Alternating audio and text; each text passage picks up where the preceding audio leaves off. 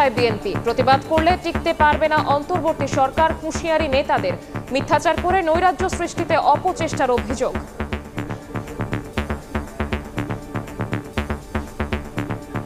যতই সময় যাচ্ছে ততই বাংলাদেশে একটা অ্যানার্কিক সিচুয়েশন, একটা পুরোপুরি একটা নৈরাজ্য সৃষ্টি করার অপচেষ্টা চলছে। অনেক রদ বদল আছে, অনেক নতুনত্ব আছে। প্রধান উপদেষ্টা যে স্বাক্ষর হলে এই ব্যাপারে কিছু, আমরা যদি মাঠে নামি তাতে সরকার টিকে থাকবে কিনা সন্দেহ। গণভোটের সময়সূচি সরকার ইসির উপর ছেড়ে দিল এনসিপি। সংস্কার ও নির্বাচন পেছানোর পাঁয়তারা দেখছেন নাহিদ। একদল সংস্কারকে ভিস্তে দিচ্ছে, আরেক দল নির্বাচনকে পেছানোর চেষ্টা করছে। গণভোট ইলেকশনের দিন হতে পারে, ইলেকশনের আগেও হতে পারে, তবে এটা কোনো মেজর ইস্যু বলে আমরা মনে করি না। দেখছিলেন প্রধান শিরোনাম। দুপুরের সময়ের সঙ্গে আছি আমি শবনব নিবিড়। এবার অন্যান্য শীর্ষ সংবাদ। মানবতা বিরোধী অপরাধের মামলায় আওয়ামী লীগ নেতা হানিফ ও জাসদের ইনুর বিচার শুরু। পলাতক 4 জনের বিরুদ্ধে পরোয়ানা। জুলাই আন্দোলনে কুষ্টিয়ায় হত্যা ও উস্কানির অভিযোগ।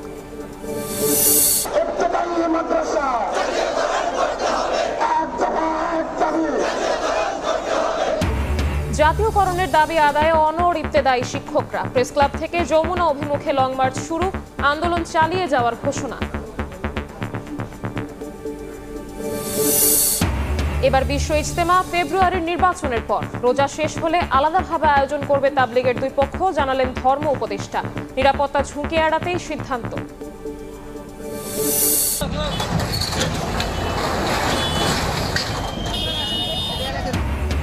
সরকারি জমি দখল করে বছরের পর বছর ব্যবসা। দিনাজপুরে অবৈধ দোকান উচ্ছেদের প্রতিবাদ।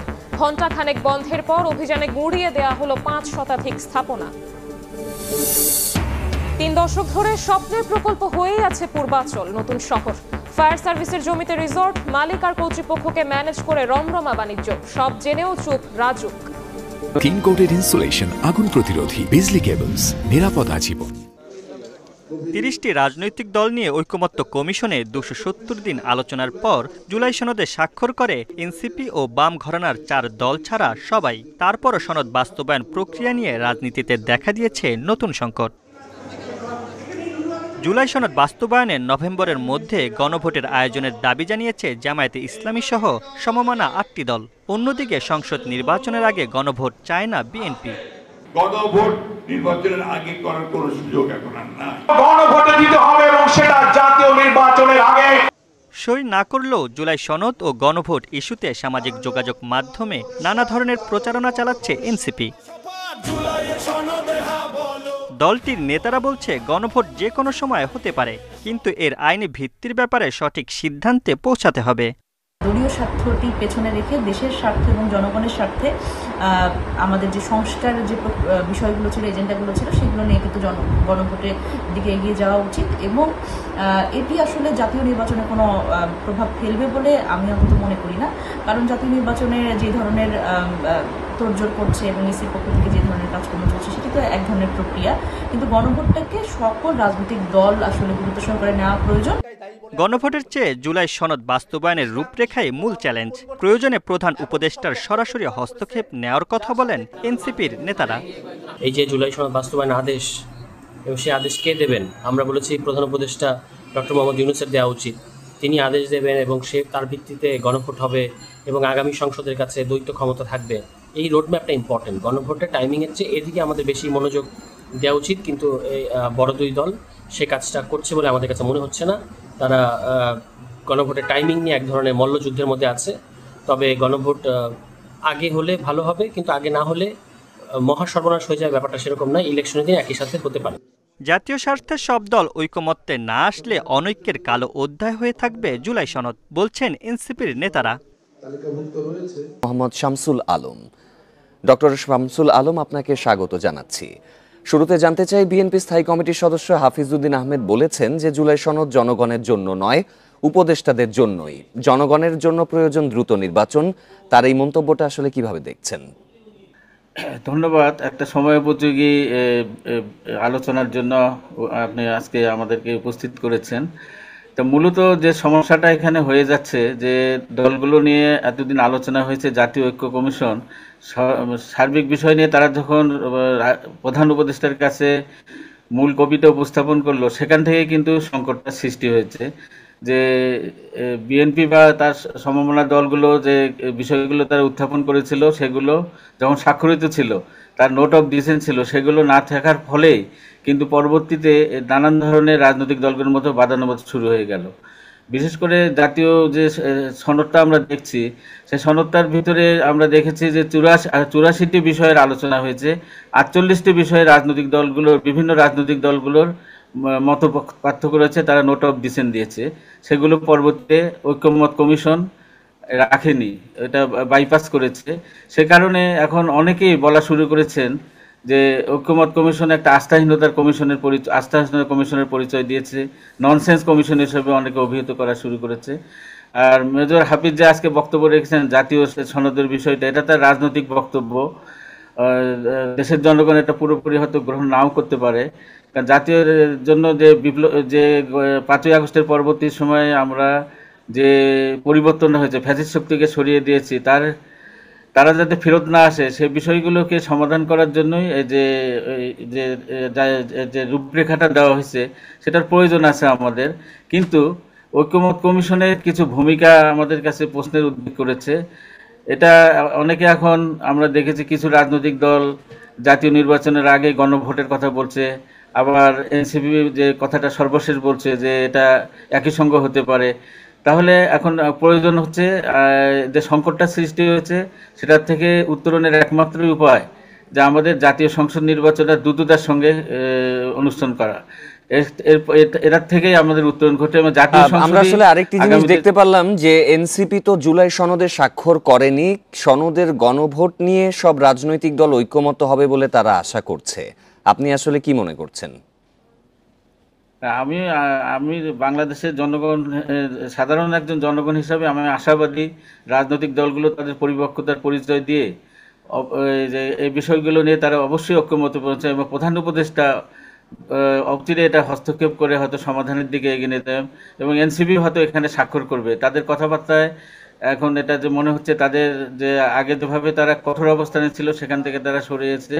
নিশ্চয়ই তাদের মধ্যে এটা বোধোদয় হয়েছে যে জাতীয় সংকটটা প্রলম্বিত না করে সংকটটা উত্তরণ ঘটানো। বিশেষ করে যে বিশেষ একটা রাজনৈতিক দল তারা জোট বেঁধে বলছে যে নভেম্বরের মধ্যেই নির্বাচন করতে হবে। তো এই ধরনের আচরণ তো একটা ফ্যাসিবাদী আচরণের পর্যায়ে পড়ে। জনগণের যে সমর্থন, আমরা আসলে আরেকটি বিষয় দেখলাম যে এই গণভোট নিয়ে আসলে বিএনপি আর জামায়াত পরস্পর বিরোধী অবস্থানে রয়েছে। তো এই চ্যালেঞ্জের মুখে কি অন্তর্বর্তী সরকার গণভোটের কারণে পড়তে যাচ্ছে? চ্যালেঞ্জের বিষয় না, এটা হচ্ছে রাজনৈতিক দলগুলোর যে নির্বাচনে চ্যানেলে প্রবেশ করেছে, সেইগুলোকে তারা কতটুকু নিজেদের হচ্ছে স্বার্থটা আদায় করে নিতে পারে, সেই বিষয়গুলো তাদের মধ্যে ঘটে যাচ্ছে। তো গণভোট আর হচ্ছে জাতীয় সংসদ নির্বাচন একসঙ্গে হলে আমাদের যে ব্যয় হয় নির্বাচনে, যদি আলাদা আলাদা নির্বাচন হয় তাহলে আমাদের প্রচুর ভয় হবে। নির্বাচন কমিশনের সামর্থ্য নেই পরপর দুটো নির্বাচন করার। এবং একটা হিসাবে দেখা যাচ্ছে যে যদি একই সঙ্গে নির্বাচনটা হয় একই দিনে সংসদ নির্বাচনে, তাহলে আমাদের 3000 কোটি টাকার মতো টাকা সাশ্রয় ঘটবে। আর আইনশৃঙ্খলা পরিস্থিতির কথা বলি আমরা, অন্য বিষয়গুলো একসঙ্গে দুটো নির্বাচন করা, আর জাতীয় সনদের যে বিষয়গুলো রয়েছে সে বিষয়গুলো কিন্তু সাধারণ জনক হিসেবে আমরা এখনো ওগুলো পুরোপুরি কিন্তু আমরা জানতে পারি না, সেগুলো তো আমাদের জানতে হবে, তারপরে তো আমরা গণভোটে আগের যে গণভোটগুলো হয়েছে। রাজনৈতিক দলগুলোর সকলের সহাবস্থান অত্যন্ত জরুরি। অধ্যাপক ডক্টর মোহাম্মদ শামসুল আলম, আপনাকে ধন্যবাদ আমাদের সাথে যোগ। ছাত্র জনতার গণঅভ্যুত্থানে আওয়ামী লীগ সরকার পতনের বর্ষপূর্তি আজ। 1 বছর আগে এই দিনে শেখ হাসিনা পালিয়ে যাওয়ার যে ভিডিও দেখা যায়, তারপরও 30 মিনিটের মতো দেশের মাটিতেই ছিলেন তিনি। কেবল শেখ রেহানা নয়, সঙ্গে করে নিয়ে যান ববিসহ আরও 3 জনকে। তৎকালীন বঙ্গবন্ধু ঘাঁটি থেকে উড়াল দেওয়ার ঠিক আগ মুহূর্তে শেখ হাসিনার সাথে দেখা করেছিলেন তারেক সিদ্দিকী সহ গুরুত্বপূর্ণ কয়েকজন। তাদের বহনকারী ফ্লাইটের মুভমেন্টেও কোনো ভিআইপি নিরাপত্তা ছিল না। হাসিনার সেফ এক্সিট এতটাই সাধারণভাবে করা হয় যা খুনাক্ষরেও আজ করতে পারেনি এয়ার মুভমেন্টে কর্মরতরাও। কিভাবে, কোন পথে, কাদের হাত ধরে দেশ ছাড়তে পেরেছিলেন শেখ হাসিনা? সহকর্মী আহমেদ রেজাকের সাথে নিয়ে উত্তর খুঁজেছেন আখলাকুস সাফা। ম্যাগিও ঠিক আমার মতোই কোয়ালিটিতে কোনো ছাড় দেয় না। 7টি দেশের সেরা খাবার থেকে আসে ম্যাগি নুডলসের ময়দা। মা হিসেবে এটাই আমার জন্য গিফট। শেখ হাসিনার দেশ ছেড়ে যাওয়ার এই ভিডিও ফুটেজটি দেখেছেন সবাই। অনেকেই বলেন এটি শেখ হাসিনার পলায়নের ফুটেজ, আসলে কিন্তু তা নয়। ফুটেজটি ধারণ করা 5 আগস্ট বেলা 2:35 থেকে 40 মিনিটে। লোকেশন হযরত শাহজালাল বিমানবন্দরের পাশে কুর্মিটোলায় বিমান বাহিনীর তখনকার বঙ্গবন্ধু ঘাঁটির এয়ার মুভমেন্ট এলাকা। বিএএফ শাহীন কলেজের পাশের অফিসার্স মেস থেকে মোবাইলে এই ফুটেজ ধারণ করেছিলেন বাহিনীরই একজন। বিমান বাহিনীর MI-17 হেলিকপ্টার থেকে নেমে 4টি সুটকেস সহ গাড়িতে উঠছেন শেখ হাসিনা ও রেহানা। এরপর গাড়িতে করে যেয়ে এয়ার মুভমেন্টের ভিভিআইপি রুমে 20 মিনিট অবস্থান করেন তারা। কি হয়েছে এই 20 মিনিটে, কেনই বা সেখানে অবস্থান? জানা যায় শেষ মুহূর্তে কারো জন্য অপেক্ষা করছিলেন দুই বোন। এরই মধ্যে এয়ার মুভমেন্ট এলাকায় একে একে 4টি গাড়ি প্রবেশ করতে দেখা যায়। প্রথম গাড়িটিতে ছিলেন শেখ হাসিনার সামরিক উপদেষ্টা তারিক সিদ্দিক। নিজের পরিচয় দিয়ে গাড়িবহর সহ ঢোকেন এয়ার মুভমেন্টের ভিভিআইপি জোনে। মূলত আরো 3 জনের জন্যই ছিল হাসিনা রেহানার সে অপেক্ষা। রেহানার ছেলে ববি সহ আরো 2 জন ছিলেন তারিক সিদ্দিকের ওই গাড়িবহরে। ততক্ষণে স্ট্যান্ড বাই বিমান বাহিনীর C-130 জুলিয়েট হারকিউলিস। তখন গণভবনে ঢুকে পড়েছে বিক্ষুব্ধ ছাত্র জনতার ঢল। এরই মধ্যে সংক্ষিপ্ত সাক্ষাৎ শেষে তড়িঘড়ি করে C-130-তে ওঠেন শেখ হাসিনা সহ 5 জন, সাথে SSF-এর 1 জন ও ক্রু। ঢাকার গ্রাউন্ড কন্ট্রোলারের মধ্যে রেডিও যোগাযোগের রেকর্ডিং থেকে জানা যায় বিমানটি তৎকালীন বঙ্গবন্ধু এয়ারবেস থেকে রানওয়ে 32-তে যাওয়ার জন্য ট্যাক্সিওয়ে সাউথ আলফা বেছে নেয়। ঠিক বেলা 3:09 মিনিটে ভারতের উদ্দেশ্যে টেক অফ করে বিমানটি। ফ্লাইট প্রোগ্রেস স্ক্রিপ্ট থেকে জানা যায় ঢাকা থেকে টেক অফ করার সময় ট্রেনিং মিশন হিসেবে উড্ডয়ন করে বিমানটি। যতক্ষণ বাংলাদেশের আকাশে ছিল ততক্ষণ ট্রান্সপন্ডার ছিল বন্ধ।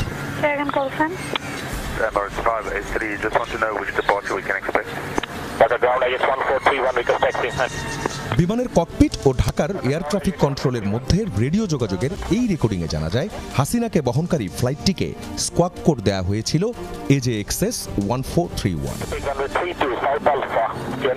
ঢাকা ইটিসির রাডার মনিটরের স্ক্রিন গ্র্যাব দেখায় ফ্লাইট AJXS 1431 ভারতীয় আকাশসীমায় প্রবেশের কিছুক্ষণ আগে তার ট্রান্সপন্ডার চালু করে। ঢাকা থেকে দিল্লির ফ্লাইটগুলো রাজশাহীর উপর দিয়ে যায়, কিন্তু এই ফ্লাইটটি গিয়েছে যশোরের উপর দিয়ে। এক্ষেত্রে বাংলাদেশের আকাশসীমায় 10 থেকে 15 মিনিট কম থাকতে হয়েছে। বিমানটি কলকাতার আকাশসীমার ওয়ে পয়েন্টে পৌঁছানোর পর ট্রান্সপন্ডার ও স্বয়ংক্রিয় জিও লোকেটর চালু করে। এরপর থেকেই রাডারে দৃশ্যমান হয় বিমানটি, তার আগে পর্যন্ত নয়। পরে সেটি ভারতের রাজধানী দিল্লি থেকে 30 কিলোমিটার দূরে গাজিয়াবাদের হিন্দন বিমান ঘাঁটিতে অবতরণ করে। শেখ হাসিনা বাংলাদেশের আকাশসীমা অতিক্রম করার পর আনুষ্ঠানিকভাবে আসে সেনাপ্রধানের ঘোষণা। মাননীয় প্রধানমন্ত্রী পদত্যাগ করেছেন এবং এখন একটা ইন্টারিম গভর্নমেন্ট ফর্ম করে আমরা আমাদের কার্যক্রম পরিচালনা করব। তারও আগে দুপুর 2:30টায় SSF সদস্যরা গণভবন থেকে শেখ হাসিনা ও রেহানাকে চীন মৈত্রী সম্মেলন কেন্দ্রের পাশের এই জায়গাটিতে নিয়ে যায়। সেখানে ইটের স্তূপের পাশে অপেক্ষায় ছিল বিমান বাহিনীর MI-17 হেলিকপ্টারটি। 5 আগস্ট ভোর, গণভবনকে কেন্দ্র করে সর্বোচ্চ নিরাপত্তা। পুরো এলাকায় শুনশান নীরবতা। ব্রডব্যান্ড, মোবাইল ডাটা ভোর থেকে হঠাৎই পাওয়া যাচ্ছিল না কোনো কানেকশন। ওদিকে সকাল থেকে লং মার্চ টু ঢাকা পালনে জনতার ঢল ঢাকামুখী মহাসড়কে।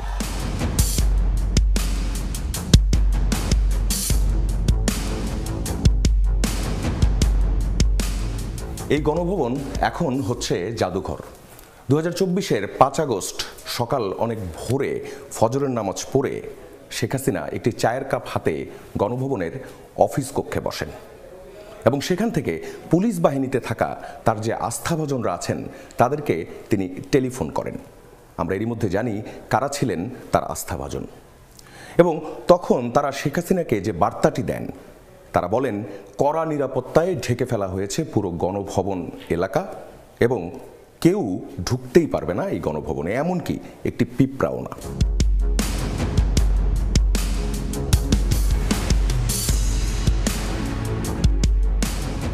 সকাল তখন 10:30। তিন বাহিনীর প্রধান তখন গণভবনের এই কক্ষে। তারা শেখ হাসিনাকে জানান পরিস্থিতি নিয়ন্ত্রণের বাইরে। উল্টো তাদের উপরই ক্ষেপে যান শেখ হাসিনা এবং তাদেরকে ভৎসনা করেন। এরপর বাহিনী প্রধানরা বলেন বহু মানুষ মারা যাবে, কারণ কোনোভাবেই গণভবনের দিকে আসা জনস্রোত আর ঠেকানো যাবে না। তারপর শেখ হাসিনা আবারও দ্বারস্থ হন পুলিশের।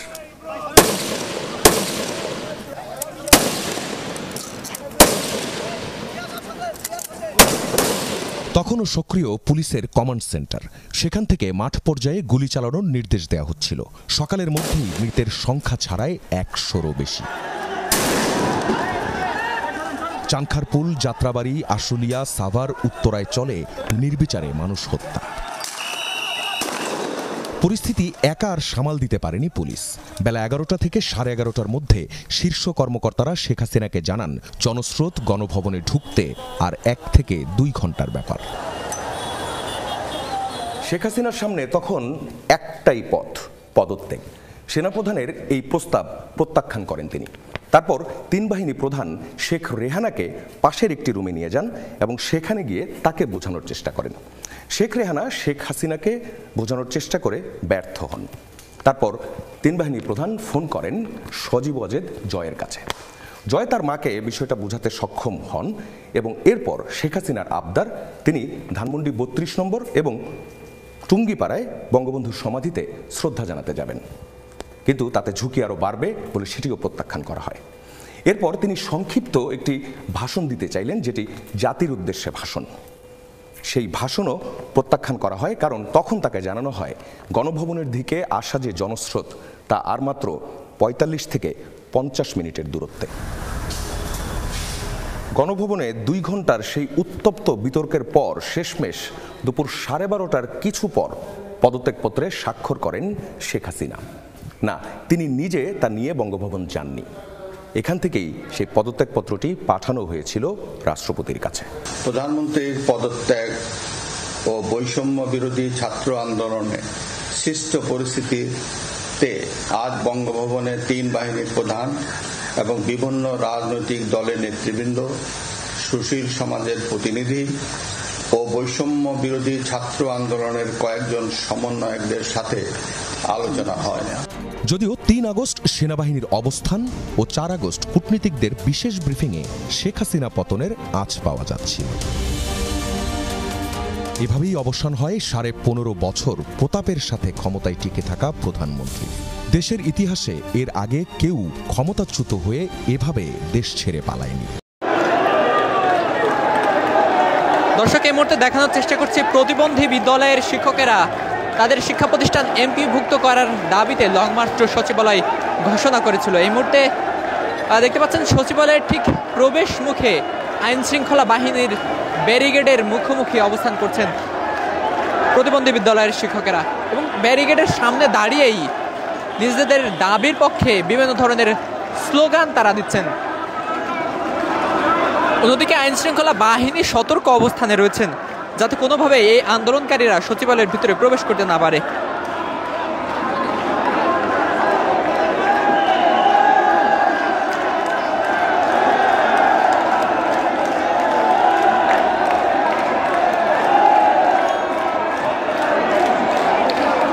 দর্শক, আপনাদেরকে জানিয়ে রাখি, দীর্ঘ 8 দিন যাবৎ এই প্রতিবন্ধী বিদ্যালয়ের যে সকল শিক্ষকেরা রয়েছে তারা এই জাতীয় প্রেস ক্লাবের সামনে নিজেদের দাবির পক্ষে অবস্থান করছেন এবং তারা যেমনটি বলছেন যে তাদের দাবি মেনে না নিলে তারা কিন্তু এই প্রেস ক্লাব থেকে প্রস্থান করবে না এবং কঠোর থেকে কঠোর আন্দোলন কিন্তু তারা করবেন। তারই ধারাবাহিকতায় আজ লং মার্চ টু সচিবালয় কর্মসূচি ঘোষণা করেছিল এই সকল শিক্ষকেরা। এই মুহূর্তে সেই লং মার্চ টু সচিবালয় কিন্তু সংগঠিত হচ্ছে।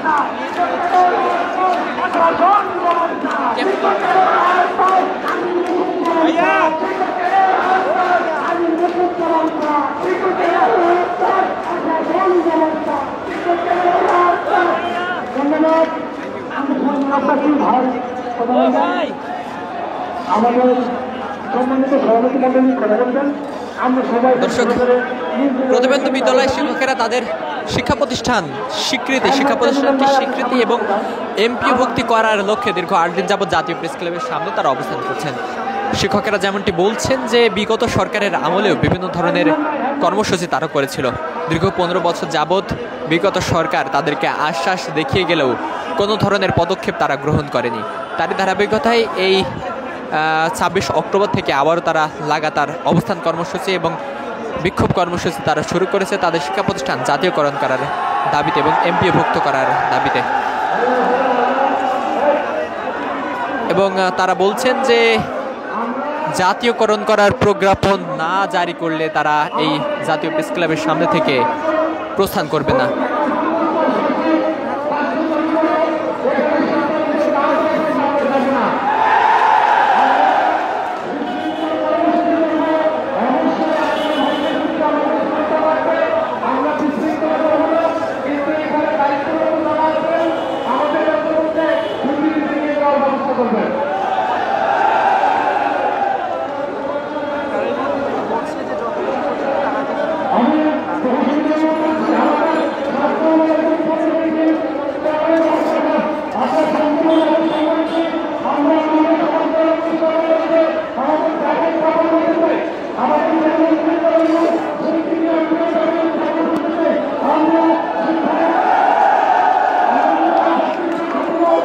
দর্শক, শিক্ষকেরা যেমনটি বলছে যে এই সচিবালয় লং মার্চের এখান থেকে অর্থাৎ এই প্রতিবন্ধী শিক্ষকদের মধ্যে থেকে প্রতিনিধি পাঠানোর ব্যবস্থা করতে পুলিশকে আহ্বান জানাচ্ছে।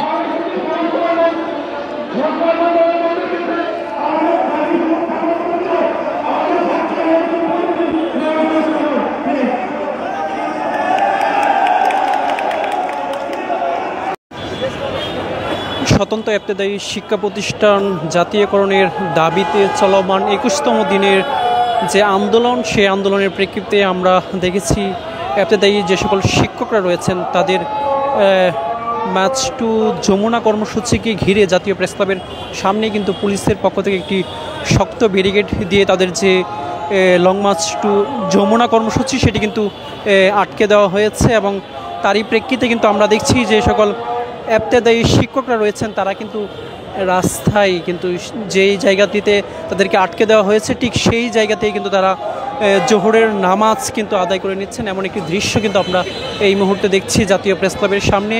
আপনাদেরকে যদি জানিয়ে রাখি যে সরকারের পক্ষ থেকে ইবতেদায়ী শিক্ষা যে সকল প্রতিষ্ঠান রয়েছে অন্তর্ভুক্তকরণ সেগুলোকে পর্যায়ক্রমে জাতীয় সরকারিকরণের যে দাবি সেটি সরকারের পক্ষ থেকে বলা হয়েছিল এবং সেই দাবি কিন্তু বাস্তবায়ন না হওয়ার প্রেক্ষিতে কিন্তু আমরা দেখেছি 21 দিন যাবৎ জাতীয় প্রেস ক্লাবের সামনে ইবতেদায়ী মাদ্রাসার যে সকল শিক্ষিকা এবং শিক্ষক রয়েছেন তারা কিন্তু আন্দোলন চালিয়ে যাচ্ছিলেন। এবং আজকে তাদের পূর্বঘোষিত যে কর্মসূচি যমুনা অভিমুখী তাদের যে লং মার্চ, সেই লং মার্চকে ঘিরে কিন্তু আমরা দেখেছি যে তাদের এই লং মার্চ কিন্তু পুলিশের পক্ষ থেকে ব্যারিকেড দিয়ে কিন্তু আটকে দেওয়া হয়েছিল এবং সেই জায়গাটিতেই কিন্তু তাদের যেহেতু জোহরের নামাজের সময় হয়েছে তারা কিন্তু জোহরের নামাজ আদায় করছেন এমন একটি দৃশ্য কিন্তু আমরা দেখতে পাচ্ছি।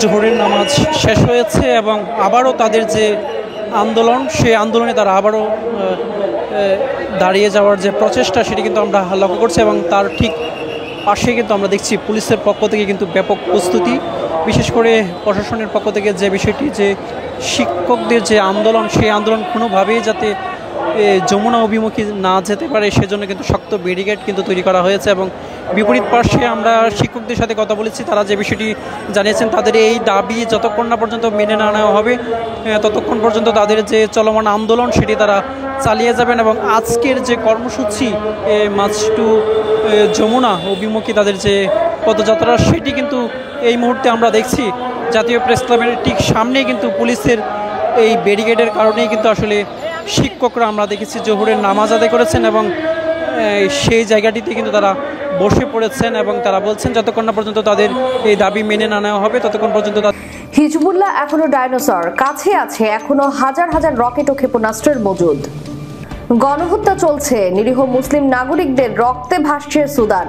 মহাকাশ থেকেও দেখা যাচ্ছে রক্ত, দারফুরে ঘরে ঘরে হত্যাযোগ্য। রুখতে রাশিয়া, চীন ও ইরানের সাহায্য চেয়েছেন মাদুরো।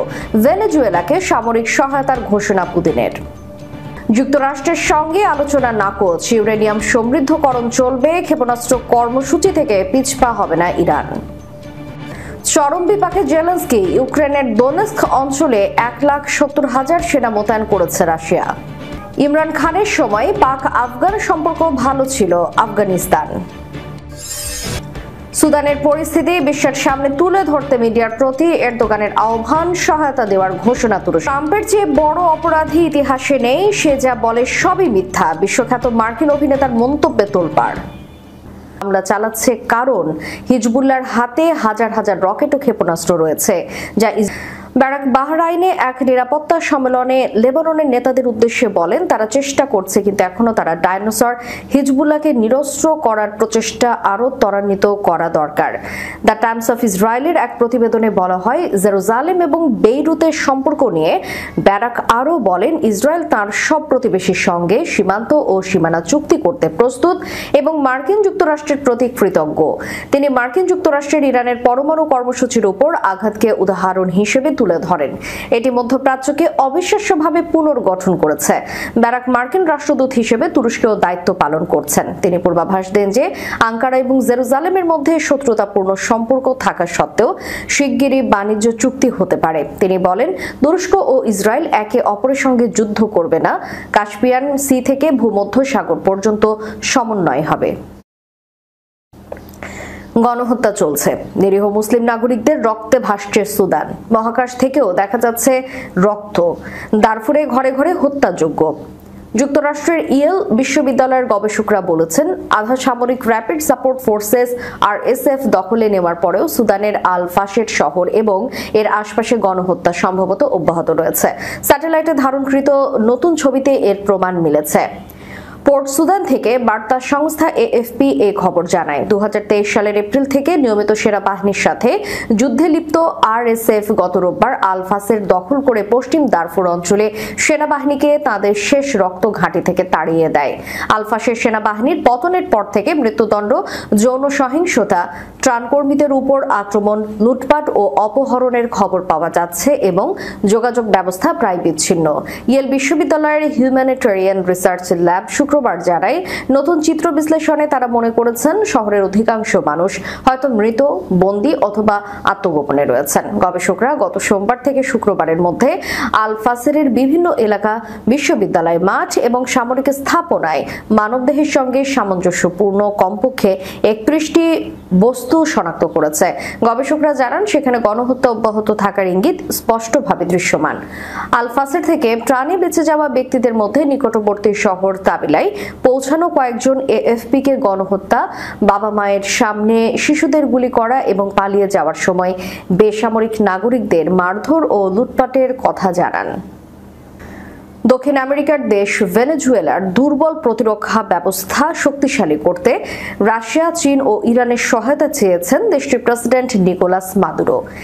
এদিকে ভেনেজুয়েলার জাতীয় সার্বভৌমত্ব রক্ষার পাশে থাকার প্রতিশ্রুতি দিয়েছে রাশিয়া। এক বিবৃতিতে ক্রেমলিন জানিয়েছে, আমরা ভেনেজুয়েলার জাতীয় সার্বভৌমত্ব রক্ষায় তাদের পাশে আছি এবং যে কোনো হুমকির পরিপ্রেক্ষিতে সহযোগিতায় প্রস্তুত।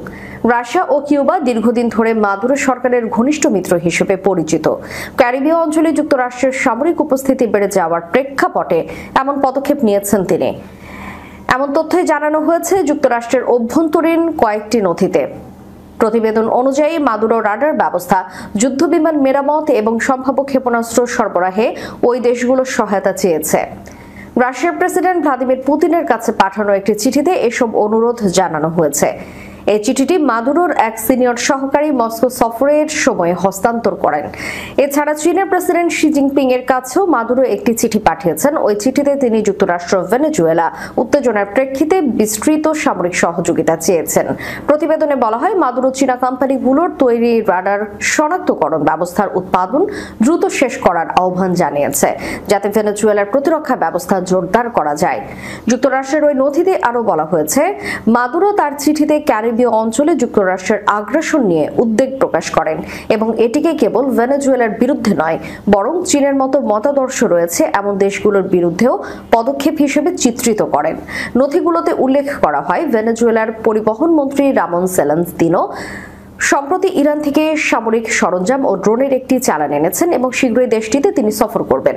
এছাড়া এক ইরানি কর্মকর্তাকে তিনি জানান, Venezuela passive detection equipment, GPS scrambler এবং 1000 কিলোমিটার পরিসরের ড্রোন চাই। এদিকে ভেনেজুয়েলার ভেতরে হামলা চালানোর পরিকল্পনা নেই বলে জানিয়েছেন মার্কিন প্রেসিডেন্ট ডোনাল্ড ট্রাম্প। যদিও দেশটির আশপাশে যুক্তরাষ্ট্রের সামরিক উপস্থিতি নিয়ে হামলার আশঙ্কা তৈরি হয়েছে। ট্রাম্পের নির্দেশে ক্যারিবীয় অঞ্চলে গাইডেড মিসাইল ডেস্ট্রয়ার, F-35 যুদ্ধ বিমান, একটি পারমাণবিক সাবমেরিন এবং কয়েক হাজার সেনা মোতায়েন করা হয়েছে। আগামী কয়েক সপ্তাহের মধ্যে ক্যারিবীয় এলাকায় মার্কিন রণতরী পৌঁছাবে বলে মনে করা হচ্ছে। শনিবার এয়ারফোর্স ওয়ানে এক সাংবাদিক ট্রাম্পকে জিজ্ঞাসা করেন, আপনি কি ভেনেজুয়েলার ভেতরে হামলার কথা বিবেচনা করছেন? যুক্তরাষ্ট্রের সঙ্গে আলোচনা নাকচ, ইউরেনিয়াম সমৃদ্ধকরণ চলবে, ক্ষেপণাস্ত্র কর্মসূচি থেকে পিছপা হবে না ইরান। প্রতিবেদনে বলা হয়, ইরান শান্তিপূর্ণ উদ্দেশ্যে ইউরেনিয়াম সমৃদ্ধকরণ অব্যাহত রাখবে। সেই সঙ্গে ক্ষেপণাস্ত্র কর্মসূচি ত্যাগ করা নিয়েও কারোর সঙ্গে কোনো আলোচনা হবে না। আল জাজিরার সঙ্গে এক সাক্ষাৎকারে দেশটির পররাষ্ট্রমন্ত্রী আব্বাস আরাঘচি কথা জানান। আরাঘচি বলেন, আমরা ইউরেনিয়াম সমৃদ্ধকরণ বন্ধ করব না। আমাদের প্রতিপক্ষরা বল প্রয়োগের মাধ্যমে যা অর্জন করতে ব্যর্থ হয়েছে, চাপ বা রাজনীতির মাধ্যমে তা অর্জন করতে পারবে না। তিনি জোর দিয়ে বলেন, তেহরান ক্ষেপণাস্ত্র কর্মসূচি নিয়েও আলোচনা করবে না, কারণ কোনো যুক্তিসঙ্গত জাতি তার প্রতিরক্ষা ব্যবস্থা ত্যাগ করতে রাজি হবে না। ইরানের পররাষ্ট্রমন্ত্রী উল্লেখ করেন, যুক্তরাষ্ট্রের আক্রমণকৃত স্থাপনার ধ্বংসস্তূপের নিচে এখনো পারমাণবিক উপকরণ রয়েছে, তবে সমৃদ্ধ ইউরেনিয়াম অন্য স্থানে সরিয়ে নেওয়া হয়নি। আল জাজিরার সঙ্গে সাক্ষাৎকারে শীর্ষ ইরানি কূটনীতিক বলেছেন, আমরা যে কোনো পরিস্থিতির জন্য প্রস্তুত এবং জানবাদী শাসক ব্যবস্থার কাছে থেকে প্রতিকূল আচরণ আশা করি। আমরা সকল স্তরে প্রস্তুতির শীর্ষে আছি। ভবিষ্যতের যে কোনো যুদ্ধে ইসরায়েল আরেকটি পরাজয়ের সম্মুখীন হবে। তিনি আরো বলেন, সাম্প্রতিক যুদ্ধ থেকে আমরা অনেক অভিজ্ঞতা অর্জন করেছি এবং একটি বাস্তব যুদ্ধে আমাদের ক্ষেপণাস্ত্র পরীক্ষা করেছি। যদি জায়নবাদী সরকার আবারও আক্রমণ শুরু করে, তাহলে এর পরিণতি ভয়াবহ হবে। চরম বিপাকে জেলেনস্কি, ইউক্রেনের দোনেস্কের অঞ্চলে 1,70,000 সেনা মোতায়েন করেছে রাশিয়া। সংবাদ মাধ্যম ইউরোনিউজ দাবি করেছে, কৌশলগতভাবে গুরুত্বপূর্ণ পূর্ব ইউক্রেনের পোকরোভস শহর দখলে রাখতে দোনেস্ক অঞ্চলে 1,70,000 সেনা মোতায়েন করেছে রাশিয়া। শুক্রবার কিয়েভে এক সংবাদ সম্মেলনে ইউক্রেনের প্রেসিডেন্ট ভলোদিমির জেলেনস্কি এ তথ্য জানায়। সংবাদ বিবৃতিতে জেলেনস্কি বলেছেন, পরস্কভের পরিস্থিতি কঠিন, কিছু রুশ ইউনিট শহরে প্রবেশ করেছে। ধীরে হলেও আমাদের প্রতিরক্ষা বাহিনী তাদের ধ্বংস করছে। ইউক্রেনের প্রেসিডেন্ট ভলোদিমির জেলেনস্কি পূর্ব ইউক্রেনের পোকরোভস শহরের দখল নিতে রুশ বাহিনীর অগ্রসরের কথা জানিয়েছেন। 1 বছরেরও বেশি সময় ধরে শহরটি দখলের চেষ্টা চালিয়ে আসছিল মস্কো। তবে রুশ প্রেসিডেন্ট ভ্লাদিমির পুতিন দাবি করেছেন, রুশ সেনারা ইউক্রেনের যুদ্ধে উল্লেখযোগ্য অগ্রগতি অর্জন করছে। এর মধ্যে পোকরোভস শহর দখল করা হয়েছে। এর আগে শুক্রবার ইউক্রেনের নতুন 10 এলাকা দখলে নেওয়ার তথ্য জানিয়েছে রুশ বাহিনী। রাশিয়ার প্রতিরক্ষা মন্ত্রণালয়ের বিবৃতির তথ্য অনুযায়ী দখলকৃত এলাকাগুলো ইউক্রেনের দোনেস্ক, দিনিপ্রো পেত্রোভস্ক, খার্কিভ এবং জাপোরঝিয়া প্রদেশের। পাকিস্তানের সাবেক প্রধানমন্ত্রী ইমরান খানের সময় দুই দেশের সম্পর্কের প্রসঙ্গ টেনে ইমারাতে ইসলামিয়া আফগানিস্তানের তালেবান সরকারের মুখপাত্র মাওলানা জাবিউল্লাহ মুজাহিদ বলেছেন, ইমরান খানের আমলে সম্পর্ক ভালো ছিল, বিশেষ করে বাণিজ্য, টিটিপি নিয়ন্ত্রণের প্রচেষ্টা এবং অন্যান্য ক্ষেত্রে সবকিছু সুষ্ঠুভাবে চলছিল। খাইবার নিউজকে দেওয়া এক সাক্ষাৎকারে তিনি এসব কথা বলেন। মাওলানা মুজাহিদ বলেন, পাকিস্তানের বেসামরিক সরকার এবং সেনাবাহিনী আফগানিস্তানের সঙ্গে সম্পর্কের বিষয়ে ভিন্ন মত পোষণ করে। বেসামরিক সরকার সম্পর্ক উন্নত করতে চায়, কিন্তু দুর্ভাগ্যজনকভাবে সেনাবাহিনী তা চায় না। তিনি বলেন, পাকিস্তানের অভ্যন্তরীণ অস্থিরতা এবং হামলার জন্য আফগানিস্তান কোনোভাবেই দায়ী নয়। এই কারণে আফগানিস্তানের সঙ্গে সম্পর্ক নষ্ট করা অত্যন্ত দুঃখজনক। ডুরাল্ড লাইনের ক্রসিং বন্ধ করে দেওয়ার ফলে দুই দেশের ব্যবসায়ীরা বড় ক্ষতির মুখে পড়েছে বলে উল্লেখ করেন তিনি। এই ধরনের বিষয়গুলো রাজনীতি থেকে আলাদা রাখা উচিত। মাওলানা জাবিউল্লাহ মুজাহিদ বলেছেন, আমরা পাকিস্তান সরকারের সঙ্গে বারবার বাণিজ্যিক সম্পর্ক ও সীমান্ত পথ খোলার বিষয়ে আলোচনা করেছে। আমরা কখনো এসব বিষয়কে রাজনীতির সঙ্গে যুক্ত করতে চাইনি, কিন্তু তারা নিজেদের প্রতিশ্রুতি রক্ষা করেনি, বরং ছোটখাটো ঘটনার অজুহাতে সীমান্ত বন্ধ করে সমস্যা তৈরি করেছে। সুদানের এল ফাসার শহরে নাগরিকদের বিরুদ্ধে সংঘটিত নিষ্ঠুরতার তীব্র নিন্দা জানিয়েছেন তুরস্কের প্রেসিডেন্ট এরদোগান। সেই সঙ্গে সুদানের পরিস্থিতি বিশ্বের সামনে ধরতে মিডিয়ার প্রতি আহ্বান জানিয়েছেন তিনি। মিডিয়ার উদ্দেশ্যে তিনি বলেছেন, সুদানের কষ্টকে বিশ্ববাসীর কাছে পৌঁছে দিন। শুক্রবার তুরস্কের রাজধানী ইস্তাম্বুলে টিআরটি ওয়ার্ল্ড ফোরামে তিনি এসব কথা বলেন। এরদোগান বলেন, নিরপরাধ নাগরিকদের হত্যাযোগ্য গ্রহণযোগ্য নয়, নীরব থেকেও চলবে না। তিনি বলেন, এল ফাসার এবং এর আশপাশে হামলা বন্ধ করতে হবে এবং নিরপরাধ নাগরিকদের হত্যাযোগ্য অবিলম্বে থামাতে হবে। তিনি আরো বলেন, তুরস্ক সুদানকে আন্তরিক ও খোলাখুলি সহায়তা দিতে প্রস্তুত। মার্কিন অভিনেতা হ্যারিসন ফোর্ড জলবায়ু পরিবর্তনের বিষয়ে অবহেলার জন্য মার্কিন প্রেসিডেন্টকে তিরস্কার করেছেন। তিনি বলেছেন, আমি ইতিহাসে ট্রাম্পের চেয়ে বড় অপরাধীকে চিনি না। তার আচরণ আমার হৃদয় ভেঙে দিয়েছে। শিকাগোর ফিল্ড মিউজিয়ামে পরিবেশ সুরক্ষা পুরস্কার গ্রহণের আগে ব্রিটিশ দৈনিক গার্ডিয়ানকে দেওয়া সাক্ষাৎকারে ফোর্ড বলেছেন, ট্রাম্প অজ্ঞতা ও নির্বুদ্ধিতার সাথে জলবায়ু পরিবর্তনের বাস্তবতাকে উপেক্ষা করেছেন এবং আগের সরকারের পরিবেশ নীতি ধ্বংস করে দিয়েছেন। ফোর্ড বলেন, ট্রাম্পের কোনো নীতি নেই, তিনি নিজের খেয়াল খুশি মতো চলেন আর সেটাই আমাকে ভয় পাইয়ে দেয়। অজ্ঞতা, অহংকার, মিথ্যা বিশ্বাসঘাতকতা সব মিলিয়ে তিনি জানেন যে তিনি কেবল বর্তমান ব্যবস্থার এক হাতিয়ার। সে শুধু টাকাই কামাচ্ছে, অথচ পৃথিবী ধীরে ধীরে নরকে যাচ্ছে। আমি ইতিহাসে তার চেয়ে বড় অপরাধী দেখিনি। স্টার ওয়ার্স এবং ইন্ডিয়ানা জোন্স খ্যাত এই অভিনেতা ট্রাম্পের সমালোচনা করে আরও বলেন, তিনি নিজের অবস্থান হারাচ্ছেন, কারণ যা বলেন সবই মিথ্যা। আমি নিশ্চিত আমরা জলবায়ু পরিবর্তনের প্রভাব কমাতে পারব যদি আচরণ বদলাই, নতুন প্রযুক্তি উন্নয়ন করি এবং বাস্তব পদক্ষেপ নেই। তবে এজন্য রাজনৈতিক সদিচ্ছা ও নতুন সমাধান খোঁজার মানসিকতা দরকার। 83 বছর বয়সী এই অভিনেতা আরো বলেন, আমি এখন অনেক কিছুতেই আমেরিকা নিয়ে হতাশ। ট্রাম্প আমাদের 4 বছরের জন্য একে অপরের বিপক্ষে দাঁড় করিয়ে দিয়েছেন, অথচ বিশ্বের একনায়ক আর স্বৈর শাসকদের বুকে টেনে নিয়েছেন। আমাদের আমেরিকাকে আবার মহান করার দরকার নেই, আমাদের দরকার আবার একসাথে কাজ করা। আমাদের এমন একজন প্রেসিডেন্টের প্রয়োজন যে আমাদের সকলের জন্য আবার কাজ করবে। গত মাসে জাতিসংঘে ট্রাম্প দাবি করেছিলেন, জলবায়ু পরিবর্তন হলো বিশ্বের সবচেয়ে বড় প্রতারণা।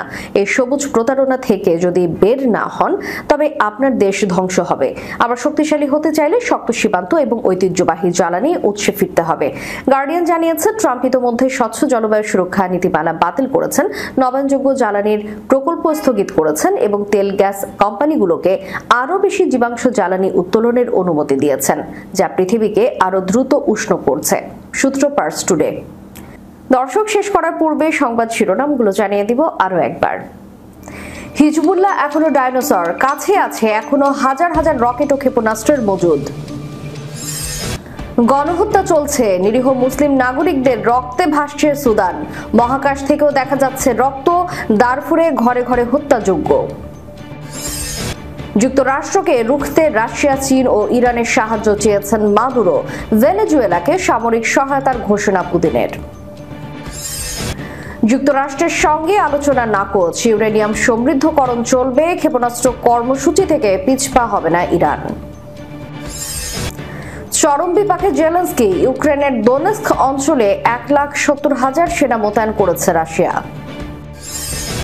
ইমরান খানের সময় পাক আফগান সম্পর্ক ভালো ছিল আফগানিস্তান। সুদানের পরিস্থিতি বিশ্বের সামনে তুলে ধরতে মিডিয়ার প্রতি এরদোগানের আহ্বান, সহায়তা দেওয়ার ঘোষণা তুরস্কের।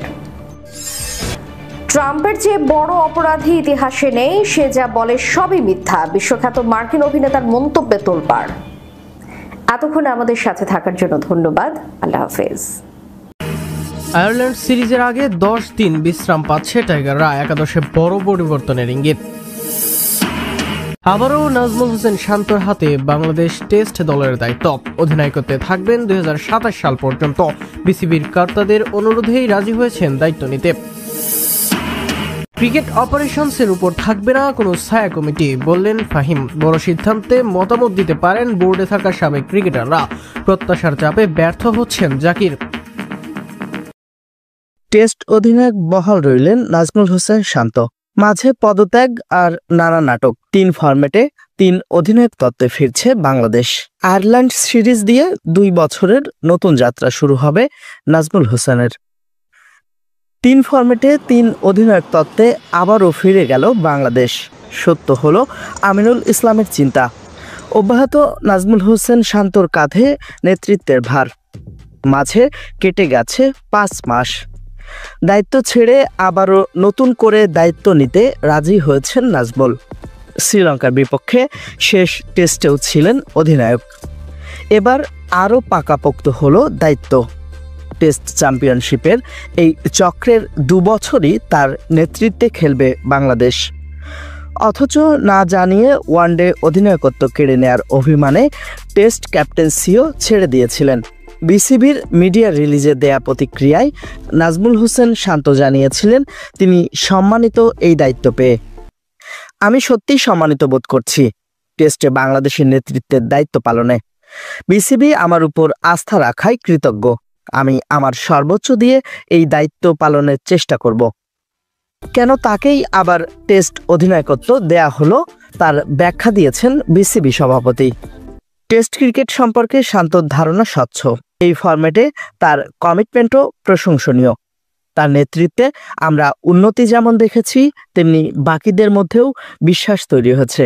টেস্ট চ্যাম্পিয়নশিপের নতুন চক্রে আমরা আরও সামনে এগিয়ে যেতে পারব। এর আগে নাজমুল শান্তর নেতৃত্বে 14 ম্যাচের 4টিতে জিতেছে বাংলাদেশ, হেরেছে 9টিতে।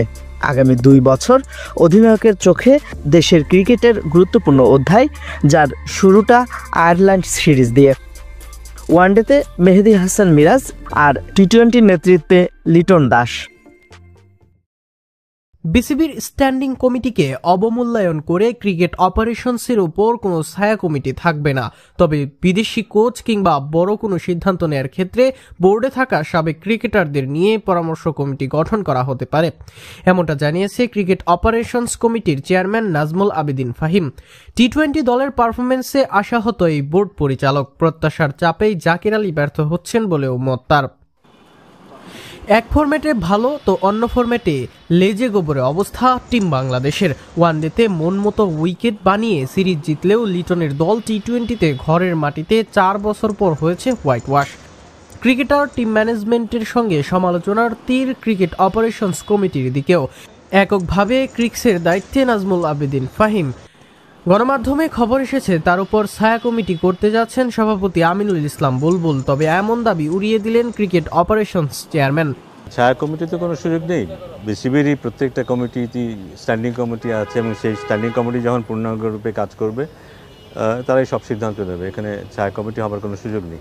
অন্যের খবরদারি উড়িয়ে দিলেও ঠিকঠাক পারফর্ম করতে পারছে না তার তত্ত্বাবধানে থাকা জাতীয় দল। বিষয়টি মেনে নিয়েছেন ফাহিম নিজেও। সম্প্রতি টি-20তে ব্যর্থতা নিয়ে হতাশ তিনি। বিশ্রামের পর নতুন শুরুর প্রত্যাশা তার। কিছু কিছু খেলোয়াড় তো একেবারে কন্টিনিউয়াসলি ক্রিকেটের মধ্যে আছে, খুব কমই বিশ্রাম পাচ্ছে। একটু বিশ্রাম পেলে ভালো হতো, but this is no excuse. আমার মনে হয় যে নিশ্চয়ই আমরা কিছুদিন বিরতি পাবো, রেস্ট পাবো, এখান থেকে দল আবার ঘুরে যাবে, আবার ভালো খেলা শুরু করবে।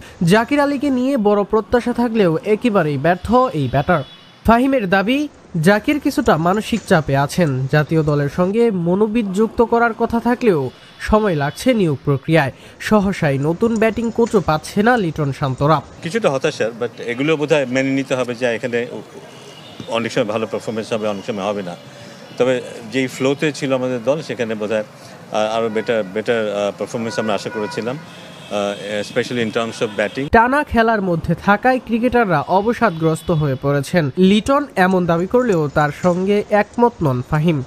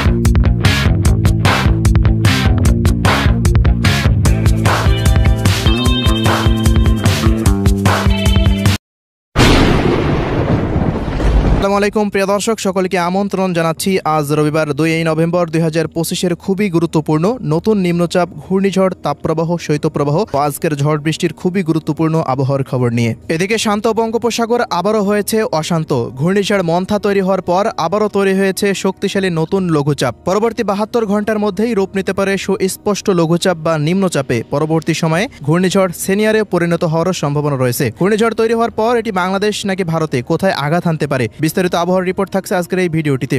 এছাড়াও পরবর্তী 72 ঘন্টা সারা বাংলাদেশে আবহাওয়া কেমন থাকবে, কোন কোন জেলাগুলিতে ঝড় বৃষ্টি হতে পারে, আসাম, মেঘালয়, ত্রিপুরা, মিজোরাম ও পশ্চিমবঙ্গ সহ প্রত্যেকটা জেলার বিস্তারিত আবহাওয়া আপডেট তুলে ধরবো। অবশ্যই ভিডিওটি না টেনে শেষ পর্যন্ত দেখতে থাকুন। কে কোন জেলা থেকে দেখছেন ঝটপট কমেন্ট করে জানিয়ে দিন। প্রতিনিয়ত আবহাওয়ার খবর পেতে আমাদের ইউটিউব চ্যানেলটিকে সাবস্ক্রাইব করে রাখুন। এবার জেনে নিন এক নজরে। প্রিয় দর্শক, আমরা সরাসরি এ পর্যায়ে চলে আসলাম মেঘলা মোডে। আমরা শুরুতে এই মুহূর্তে দেখে নেব আজ সারাদিন দেশের কোন কোন অঞ্চলগুলোতে আকাশে কী পরিমাণ মেঘের উপস্থিতি থাকতে পারে এবং আগামীকাল থেকে পরবর্তী 72 ঘন্টা দেশের 8টি বিভাগের 64 জেলা, আসাম, মেঘালয় ও ত্রিপুরা রাজ্যে মেঘের উপস্থিতি শুরুতে দেখে নেব এবং বঙ্গোপসাগরের নতুন যে সিস্টেম তৈরি হয়েছে সেই সিস্টেমের একটা আপডেট দেখে নেব। এর পরবর্তীতে চলে যাব বৃষ্টিপাতের খবরে। তো প্রিয় দর্শক, এই মুহূর্তে ভারতের পশ্চিমবঙ্গের প্রত্যেকটা জেলার আকাশ পুরোপুরি পরিষ্কার অবস্থায় রয়েছে। তবে বাংলাদেশের দেখা যাচ্ছে ময়মনসিংহ, সিলেট ও ঢাকা ও খুলনা বিভাগ এবং বরিশাল ও চট্টগ্রাম বিভাগের বিভিন্ন অঞ্চলে ভারী বৃষ্টিযুক্ত মেঘ তৈরি হতে দেখা যাচ্ছে।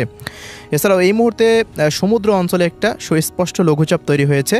লঘুচাপ জনিত কারণে বায়ু তারতম্যের কারণে কিন্তু গভীর সঞ্চালনশীল মেঘমালা আবারও একত্রিত হচ্ছে আন্দামান সাগরের নিকটে। এই নতুন সিস্টেমের কারণে আগামী কয়েকদিনের মধ্যে দেশের মধ্যে আবারও কিন্তু সেই ভ্যাপসা গরমটা অনেকটাই বৃদ্ধি পাওয়ার সম্ভাবনা রয়েছে। তো আমরা যদি এই মুহূর্তে একটু সিস্টেম বা লঘুচাপের একটু গতিপথের দিকে একটু লক্ষ্য করে দেখতে পাচ্ছি সেটি আস্তে আস্তে উত্তর পূর্বাঞ্চলের দিকে অগ্রসর হতে পারে আগামী কয়েকদিনের মধ্যে এবং বাতাসের গতিবেগ ঘন্টায় প্রায় 62 কিলোমিটার পর্যন্ত বৃদ্ধি পাচ্ছে দমকা হাওয়া আকারে। এবং আগামী 5 তারিখ নাগাদ দেখা যাচ্ছে সেটি বাংলাদেশের উপকূলের দিকেই আঘাত হানছে। আমরা বেশ কয়েকটি আবহাওয়ার রিপোর্টে দেখলাম যে এই সিস্টেমটি প্রায় 90 থেকে 100 কিলোমিটার বেগে বাংলাদেশের দিকে আঘাত হানতে চলেছে। তো এখনও কিন্তু আমরা সুস্পষ্টভাবে বা নির্দিষ্টভাবে কিন্তু বলতে পারছি না এটা বাংলাদেশে আঘাত হানবে কিনা, কারণ আবহাওয়ার যে মডেলগুলো সেগুলোও কিন্তু আস্তে আস্তে এর গতিপথটা পরিবর্তন করতে পারে। এজন্য আগামী 48 ঘন্টা পরেই বলা যাবে যে ঘূর্ণিঝড় বা নিম্নচাপ দেশের দিকে আসতে পারে কিনা এবং কোন অঞ্চলে নির্দিষ্টভাবে আঘাত আনতে পারে সেই আপডেটটা আমরা জানিয়ে দিতে পারবো। তো এই পর্যায়ে চলে আসলাম এবার আবার সেই মেঘলা মোডে। তো প্রিয় দর্শক, আগামী কয়েকদিন দেখা যাচ্ছে যে দেশের আকাশটা কিছুটা মেঘলা নিয়ে থাকতে পারে, বিশেষ করে খুলনা, বরিশাল, ঢাকা এবং সিলেট, ময়মনসিংহ বিভাগের দিকে। 5 তারিখের পর হতে ভারী মেঘমালা দেশের মধ্যে আসতে পারে। চট্টগ্রাম, বরিশাল, ঢাকা এই অঞ্চলগুলোতে সবচেয়ে বেশি মেঘের উপস্থিতিটা লক্ষ্য করা যাবে। তবে রংপুর, রাজশাহী বিভাগে কিন্তু এইবার তেমন কোনো মেঘের উপস্থিতিটা লক্ষ্য করা যাবে না বলে ধারণা করা যাচ্ছে। আজকের বৃষ্টিপাতের আবহাওয়ার রিপোর্ট যদি বলি, আজকে রংপুর বিভাগের রংপুর, দিনাজপুর, ঠাকুরগাঁও, পঞ্চগড়, নীলফামারী, লালমনিরহাট, কুড়িগ্রাম ও গাইবান্ধা জেলার কোনো অঞ্চলে তেমন কোনো ভারী বা হালকা মাঝারি বৃষ্টিপাতের কোনো সম্ভাবনা দেখা যাচ্ছে না। রাজশাহী বিভাগের সিংড়া, নাটোর, বগুড়া অঞ্চলে 2 অঞ্চলে বৃষ্টিপাত হতে পারে। তবে রাজশাহীর অন্যান্য অঞ্চলগুলোতে তেমন কোনো বৃষ্টিপাতের আশঙ্কা করা যাচ্ছে না। আজকে আকাশটা মেঘলা নিয়ে থাকতে পারে। এদিকে ময়মনসিংহ বিভাগের শেরপুর, জামালপুর অঞ্চলে তেমন কোনো বৃষ্টিপাতের আশঙ্কা না থাকলেও ময়মনসিংহ নেত্রকোনা অঞ্চলগুলোতে ভারী বৃষ্টিপাত হতে পারে। এদিকে সিলেট বিভাগে সিলেট, সুনামগঞ্জ, মৌলভীবাজার, হবিগঞ্জ জেলাগুলিতেও ভারী মাত্রার বৃষ্টিপাতের আশঙ্কা করা যাচ্ছে। এদিকে ঢাকা বিভাগের ঢাকা শহর সহকারে দেখা যাচ্ছে সিদ্ধিরগঞ্জ, 2500, রূপগঞ্জ, এদিকে নরসিংদী, মুন্সিগঞ্জ, কটিয়াদি, কিশোরগঞ্জ, এদিকে দেখা যাচ্ছে কাপাসিয়া, এরপর টাঙ্গাইল, বাংশাইল, গাজীপুর অঞ্চল, এদিকে শরীয়তপুর, মাদারীপুর, গোপালগঞ্জ, রাজবাড়ী, ফরিদপুর, মানিকগঞ্জ অঞ্চলগুলোর বিভিন্ন জায়গার উপর দিয়ে বিক্ষিপ্ত মানের বৃষ্টিপাত হতে পারে আজকে, এমনই পূর্বাভাসে উঠে আসছে। এছাড়া অন্যান্য অঞ্চলগুলোতে আবহাওয়াটা অস্থায়ীভাবে আংশিক মেঘলা নিয়েই থাকতে পারে, এমনই কিন্তু পূর্বাভাস রয়েছে। বিকেলের পর হতে দেখা যাচ্ছে খুলনা বিভাগের কুষ্টিয়া, মেহেরপুর, চুয়াডাঙ্গা, ঝিনাইদহ, এরপর শৈলকুপা, মাগুরা, নড়াইল, যশোর, অভয়নগর, খুলনা, সাতক্ষীরা, বাগেরহাট, মংলা, শ্যামনগর অঞ্চলগুলোতে আকাশে মেঘের উপস্থিতি বৃদ্ধি পেতে পারে এবং 2-1 অঞ্চলে আকস্মিক বজ্রসহ বৃষ্টিপাত হতে পারে। এদিকে বরিশাল বিভাগের বরিশাল, কাউখালী, জিয়ানগর, মঠবাড়িয়া, মির্জাগঞ্জ, পাথরঘাটা, কলাপাড়া, কুয়াকাটা, চরফ্যাশন, লালমোহন, বুরহানুদ্দিন, হাতিয়া, ভোলা, মোট কথা বরিশালের 6টি জেলার উপর দিয়ে আজকে বৃষ্টিপাতের আশঙ্কা রয়েছে। অন্যদিকে ব্রাহ্মণবাড়িয়া, এরপর ব্রাহ্মণপাড়া, হোমনা, কুমিল্লা, লাকসাম, হাজীগঞ্জ, রায়পুর, চৌমোহনী, ফেনী, নোয়াখালী, লক্ষ্মীপুর, চাঁদপুর, সাজেক, এদিকে ফটিকছড়ি, চট্টগ্রাম, থানচি, মহেশখালী, টেকনাফ, বান্দরবান, কক্সবাজার অঞ্চলগুলোতেও আজকে বৃষ্টি বা বজ্রসহ বৃষ্টিপাত হতে পারে। তা বিক্ষিপ্ত মানের বৃষ্টিপাত, ভারী বৃষ্টিপাতের তেমন কোনো আশঙ্কা নেই। আজকে ত্রিপুরা রাজ্যের আম্বাসা, আগারতলা, আরামপুর, আইজল, শিলচর, হোদাইপুর অঞ্চলগুলোতে মাঝারি থেকে ভারী বর্ষণ হতে পারে। অন্যদিকে ভারতের পশ্চিমবঙ্গের কোনো অঞ্চলেই আজকে তেমন কোনো বৃষ্টিপাতের আশঙ্কা নেই। উত্তর দক্ষিণ 24 পরগনা, পূর্ব পশ্চিম মেদিনীপুর, পুরুলিয়া, বাঁকুড়া, বর্ধমান, হাওড়া, হুগলি, নদিয়া, শান্তিপুর, কাটোয়া, সিউড়ি, নলহাটি, দুর্গাপুর, মালদা, উত্তর ও দক্ষিণ দিনাজপুর, বীরভূম, মুর্শিদাবাদ, শিলিগুড়ি, দার্জিলিং, আলিপুরদুয়ার, কোচবিহার, কালিম্পংয়ের কোনো অঞ্চলে তেমন কোনো বৃষ্টিপাতের আশঙ্কা নেই। আসাম রাজ্যের 2-1 অঞ্চলে বিক্ষিপ্ত মানের বৃষ্টি বা বজ্রসহ বৃষ্টিপাত হতে পারে। চট্টগ্রাম বিভাগে বৃষ্টিপাতের পরিমাণ আগামীকাল থেকে কিছুটা বৃদ্ধি পেতে পারে এবং 4 তারিখ বা 5 তারিখে সিস্টেমজনিত বা নিম্নচাপের কারণে বৃষ্টিপাতের পরিমাণ ভারী থেকে অতি ভারী মাত্রার আকার ধারণ করতে পারে। তো এই ছিল প্রিয় দর্শক